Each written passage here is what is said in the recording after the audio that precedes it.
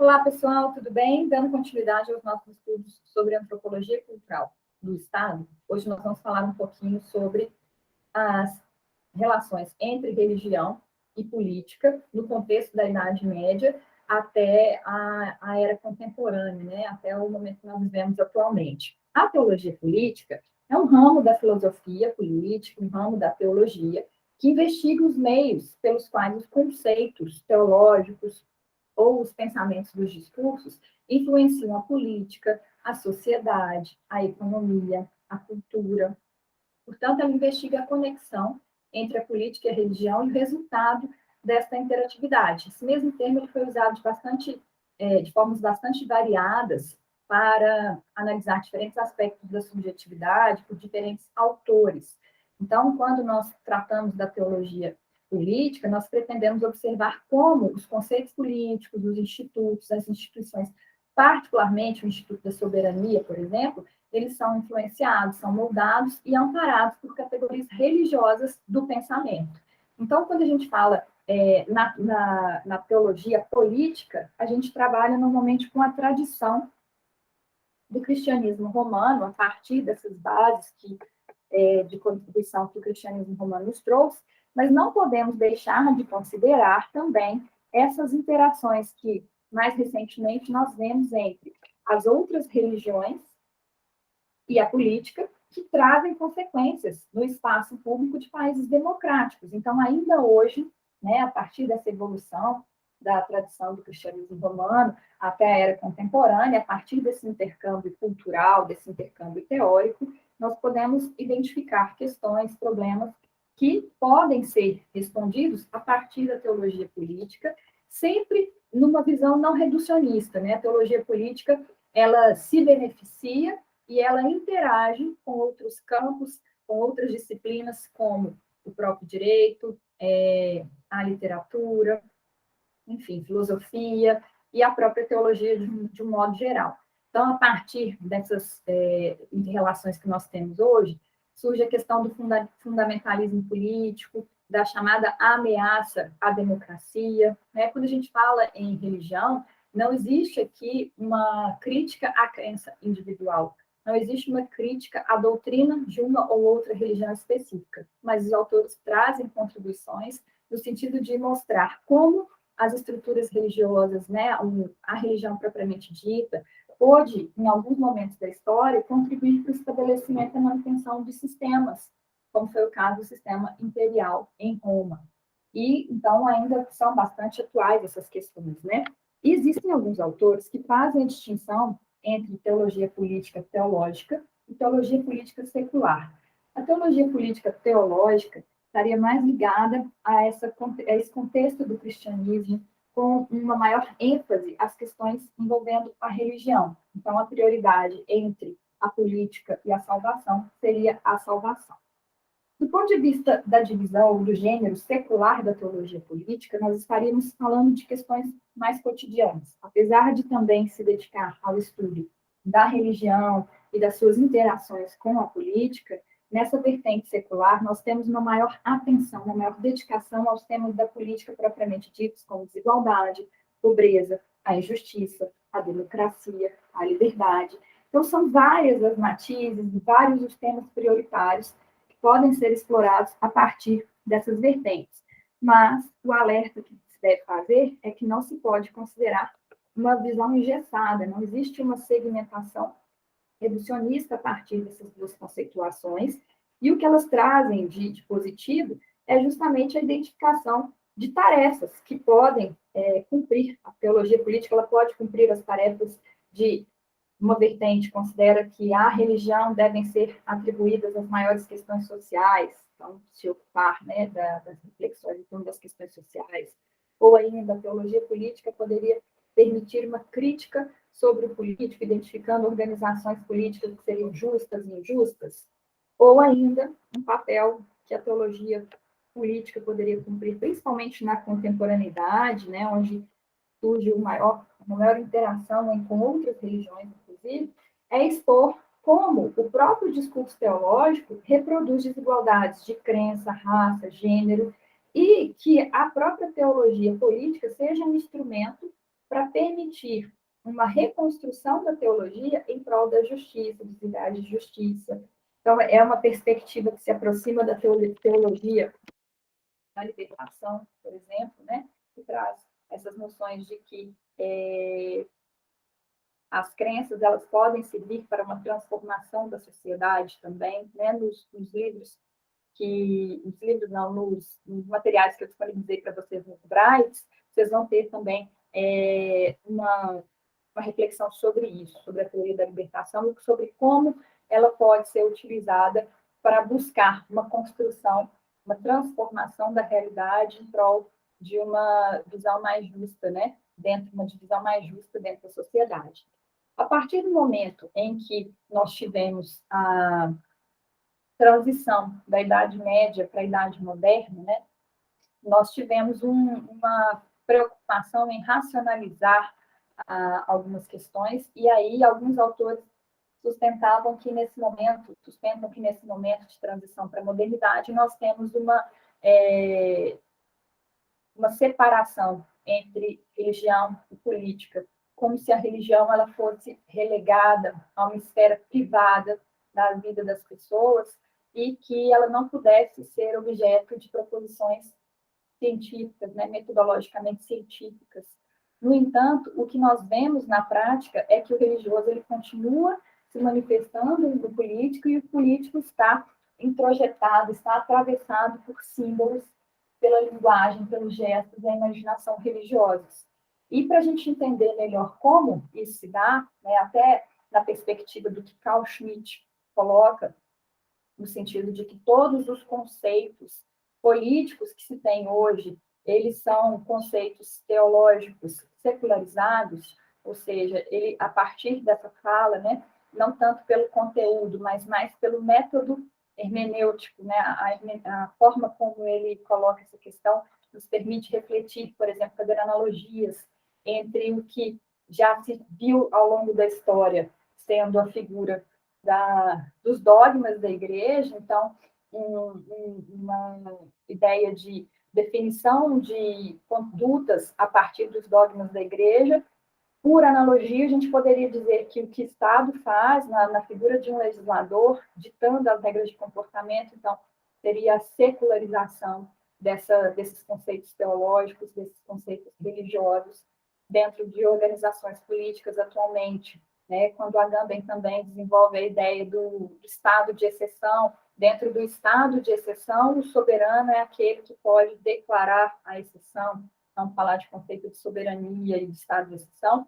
Ele faz uma analogia com o milagre, né, da religião, que seria esse estado de exceção. Então, para a gente entender essas proposições, né, de filósofos, de teóricos na contemporaneidade que se valem de questões religiosas, de conceitos e figuras mesmo, né, e linguagem religiosa, é importante a gente compreender como que foi a origem disso, né, como que se deu a evolução, o desenvolvimento do cristianismo, da Igreja Católica. Então, a gente tem como marca inicial o Império Romano. Dentro do Império Romano, nós temos as divisões, nós já falamos, né, na nossa última videoaula, da divisão em etapas, em períodos dentro do Império Romano. E no momento em que a gente tem o Alto Império Romano, com o auge comercial, o auge da expansão imperial, no período chamado de Alto Império, nós também tivemos, contraditoriamente, um aumento da escravidão, uma maior pobreza da plebe, a piora das condições dentro da vida daqueles que eram as classes mais pobres, né? Os escravos e a classe mais pobre, que era a plebe dentro do Império Romano. No momento em que a gente tem esse estado de coisas, o cristianismo ele ganha um campo para se expandir dentro do Império Romano, onde até então nós tínhamos o politeísmo, o paganismo, uma visão materialista de mundo. Então, o cristianismo ele vem nesse momento com uma ideia de amor ao próximo, com uma ideia de que valeria a pena uma vida de sacrifícios, porque com a morte haveria a libertação e o paraíso estaria esperando. Então, por vários motivos, o cristianismo ele se apresentou como um centro de subversão da ordem, da lógica imperial naquele contexto, porque servia de alento para as classes mais pobres e trazia essa noção de que a vida espiritual estava acima da vida mundana, da vida terrena. E isso faz com que nós tenhamos uma crítica também ao modo de viver dentro do Império Romano, que era um império materialista, principalmente os patrícios, que eram a classe, eram elite nesse contexto, eles adotavam uma postura diante da vida de viver bem, de comer bem, de maior aproveitamento, né, da vida, então muito apego às questões materiais, e ao pregar justamente a vida espiritual acima de todas as coisas e condenar, tratar como pecados capitais a gula, a luxúria, enfim, né, questões que faziam parte do dia a dia da cultura, dentro daquele contexto de coisas, fazia com que a gente tivesse uma maior, uma possibilidade de expansão do cristianismo, principalmente entre as classes mais pobres. Uma vida de luta, uma vida de sacrifício, que seria recompensada depois com a morte e a libertação e acesso ao paraíso. E também aconteceu com a morte do imperador Júlio César, a apoteose, ou seja, nós tivemos a elevação à condição de Deus do imperador Júlio César, era uma tradição, né, nós já falamos disso em outra videoaula, que era uma tradição dentro da cultura romana, o culto aos antepassados, o culto dentro da família, ao pai da família. Então, isso acontece também em Roma, com a morte de Júlio César, com a figura do imperador. Então, nós tivemos uma expansão do cristianismo e, naquele primeiro momento, uma dura perseguição aos cristãos. Esse movimento de perseguição aos cristãos, ele teve um efeito que não era o esperado, porque os cristãos perseguidos continuaram se encontrando, né, para realizar ali, manifestar sua fé, para cultuar, para o seu culto, e isso acabou gerando uma organização que poderia gerar um risco de insurreição. E, posteriormente, nós tivemos o Edito de Milão, do imperador Constantino, ele, por volta do ano de 330, ele, com o Edito de Milão, deixa de perseguir os cristãos, permitindo a prática do cristianismo dentro do Império Romano. Mais adiante, por volta já de 380, o próprio imperador Constantino, nesse meio tempo, se converteu ao cristianismo, e mais adiante nós tivemos a conversão do próprio Império Romano, que se tornou cristão, né, que passou a se dizer, se apresentar como um império cristão. E aí houve uma inversão, nós tivemos a perseguição justamente dos pagãos, daqueles que adotavam uma religião politeísta, ou seja, na crença em vários deuses, e os monoteístas, como, por exemplo, os judeus que não eram cristãos, que não eram considerados, né, como fiéis da Igreja Católica. E quando nós tivemos o declínio do Império Romano, a partir do declínio do Império Romano do Ocidente, no ano 476 depois de Cristo, a instituição, a Igreja Católica, ela se manteve, enquanto instituição, ela se manteve forte. Então, isso evidencia que a Igreja Católica, ela teve uma grande influência desde o Império Romano, que se mantém na Idade Média, influenciando não só a cultura, a economia, mas também a política. Ela tinha, de fato, poder político. E ela se tornou a maior instituição, continuou sendo a maior instituição, inclusive na Idade Média. Na Idade Média, nós temos a divisão entre o período da Alta Idade Média, que vai do século V até o século X, e depois Baixa Idade Média, do século X até o século XV.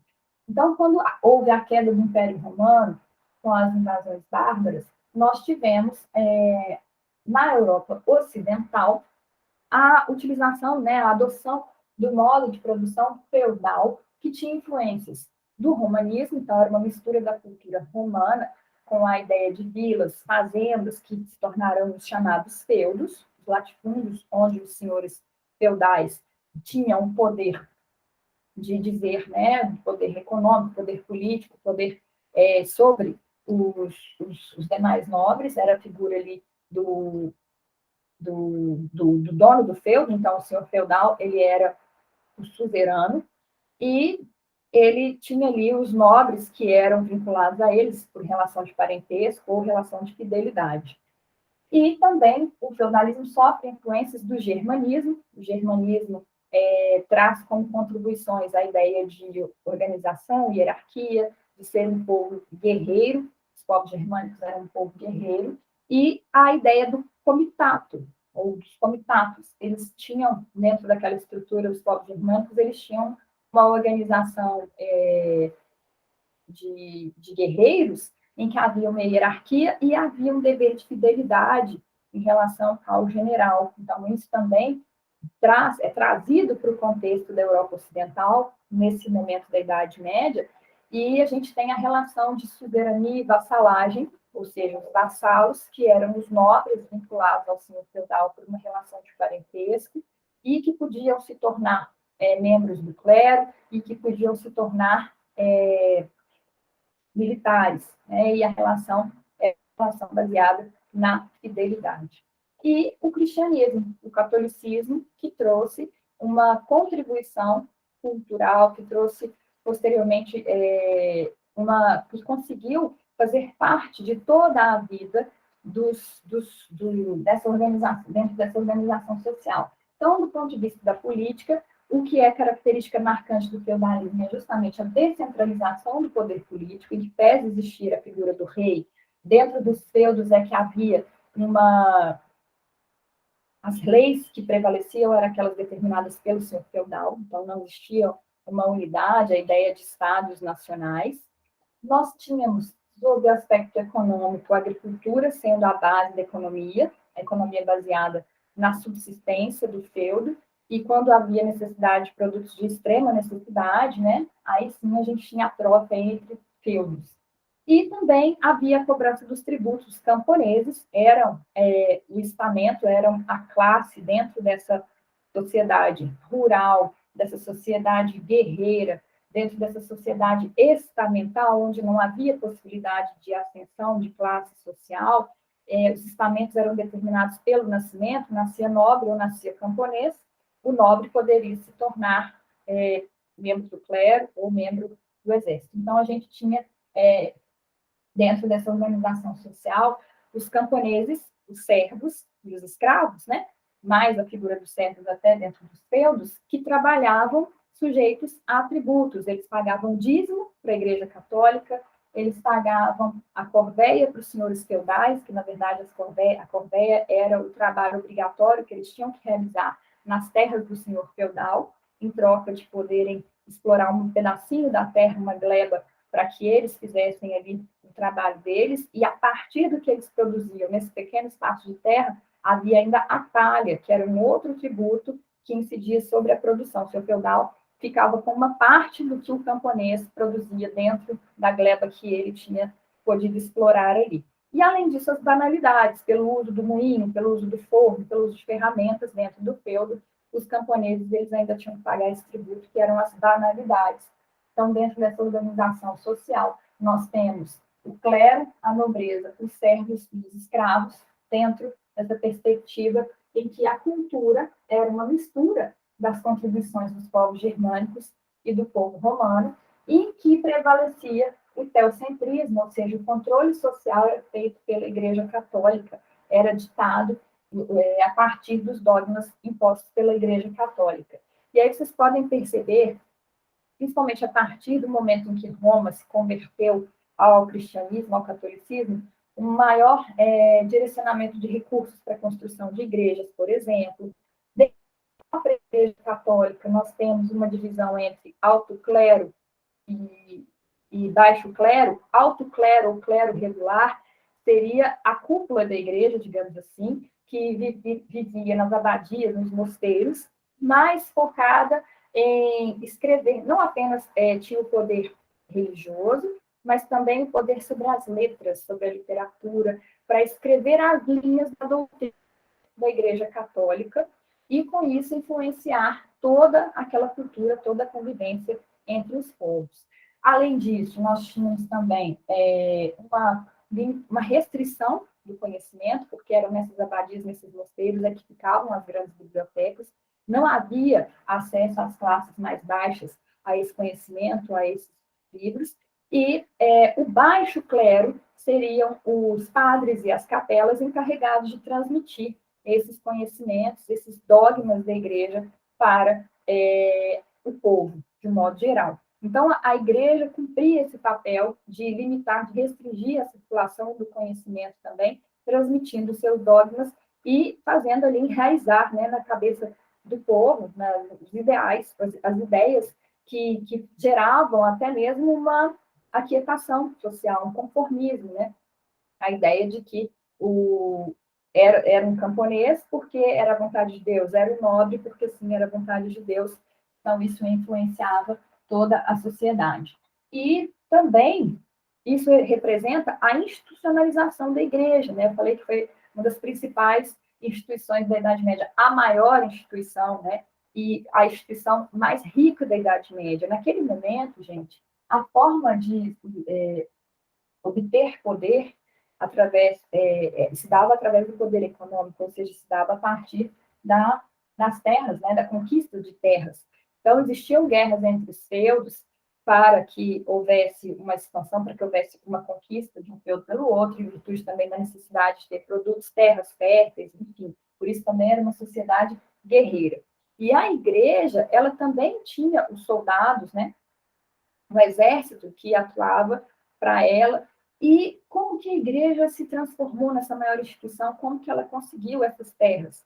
E a gente tem um episódio bastante significativo que mostra a atuação da igreja, inclusive interferindo nesses aspectos e se beneficiando de questões políticas. O reino carolíngio, que ocupava grande parte da Europa Central, entrou em guerra, estava na iminência, né, de ser invadido, e o rei Pepino Breve pediu apoio à Igreja Católica em troca de dar à Igreja Católica, de ceder à Igreja Católica uma grande parte de terras, que eram as terras mais férteis da Europa naquele período, naquele momento. Então, a Igreja Católica, além de de ter o poder de incutir os dogmas, o pensamento, impor o pensamento, de fazer a cobrança do dízimo, de ter uma estrutura, né, prédios, a igreja, né, se erigindo ali naquele contexto.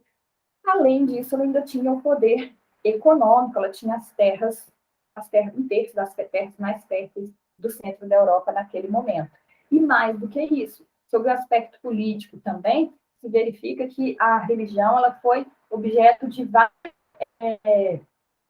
várias questões, como, por exemplo, essa influência nessa batalha, né, do reino carolíngio, emprestando, né, seus guerreiros para isso, e posteriormente foi nomeado o filho do imperador, o filho do rei Pepino, foi nomeado imperador do Sacro Império Romano. Então, a gente tem aí do século XII, mais ou menos, né, do século VIII, até 1812, na era napoleônica, o Sacro Império Romano. Então, a figura do rei que se torna imperador pela vontade divina. Então, isso tudo demonstra uma grande importância, uma grande influência da religião dentro, uma mistura, né, nas questões seculares.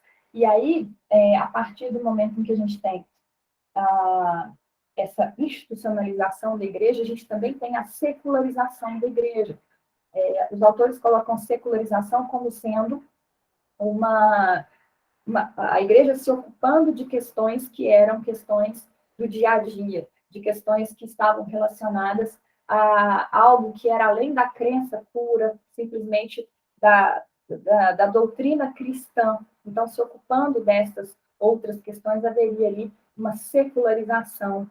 E, claro que isso dentro da Igreja Católica também gerou dissidência. Então, a gente tinha o clero secular, que tinha, que adotava essas medidas de mistura com a vida cotidiana, mas também o clero regular, que seria aquela vertente dentro da Igreja Católica, buscar resgatar a doutrina cristã propriamente dita, sem se ocupar, sem interferir nas questões cotidianas da vida ali. Além disso, né, também se verifica, a partir da Baixa Idade Média, uma mudança cultural que vai levar posteriormente uma mudança de era, né? Mas na Baixa Idade Média nós tivemos as cruzadas também demonstram o poder que a igreja tinha naquela época, foram cruzadas de militares e também de civis para lutarem na Terra Santa por motivações espirituais. Aquele que lutasse na Terra Santa teria remissão, o perdão de todos os pecados. Além disso, também havia o interesse material, porque os papas incentivavam essas cruzadas, também porque tinham interesse em ter acesso às riquezas da Terra Santa, na região da Palestina, né, de onde jorrava leite e mel, né, enfim. Essas características, as cruzadas ao longo de 3 séculos, 8 cruzadas, levaram ao fortalecimento comercial, ao fortalecimento da burguesia, consequentemente ao renascimento urbano e cultural. Então, passou-se a investir nas cidades, nos burgos, na criação das fábricas, nas universidades e a circulação da moeda. Então, isso foi um momento em que a igreja era o centro de tudo, né, no contexto da Idade Média, e tinha esse poder, como nós falamos, né, esse poder de influenciar todos esses aspectos. E nessa perspectiva da importância que a igreja teve no contexto da Idade Média, como eu falei no início, a gente não pode se esquecer, não podemos deixar de considerar que, posteriormente, com a interação de outras religiões, com questões do dia a dia, questões políticas, nós temos também outras possibilidades, outros problemas que surgem dentro da era contemporânea. Então, nós temos a possibilidade de refletir sobre: será que a religião poderia influenciar ou poderia ter algo que afetaria a própria noção de soberania, a noção de democracia? Então, por isso, eu vou pedir para vocês fazerem a leitura. São 2 textos, um texto que fala mais sobre a teologia da libertação, e um outro texto da Marilena Chaui, no qual ela faz uma reflexão sobre esse estado de coisas que nós vivemos hoje, né? E ela fala das mazelas decorrentes do neoliberalismo, da racionalidade neoliberal, falando sobre nós termos nos tornado trabalhadores e consumidores descartáveis dentro de um sistema que oprime, né, e que gera um conflito social que pode fazer com que as pessoas busquem alternativas autoritárias, que busquem que o fundamentalismo religioso acabe levando a que as crenças sejam utilizadas para justificar algumas medidas, algumas ações que sejam contrárias aos espaços democráticos, que coloquem em risco a convivência pacífica de culturas diferentes, de crenças diferentes. E ela faz questão de ressaltar nesse texto, como vocês vão ver, que o problema não é a crença individual, não é a doutrina que se siga individualmente, mas sim uma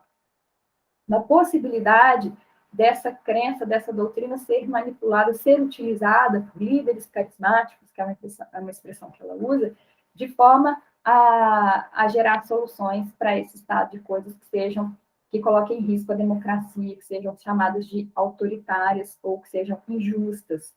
E outros autores também trazem essa reflexão: será que aquilo que ficou lá nas bases, que tinha sido na modernidade relegado como se fosse uma questão da vida privada, né, a economia como a religião como algo da vida doméstica, da vida privada das pessoas, será que isso não poderia hoje ressurgir de forma a abalar, de forma a criar rachaduras no Estado?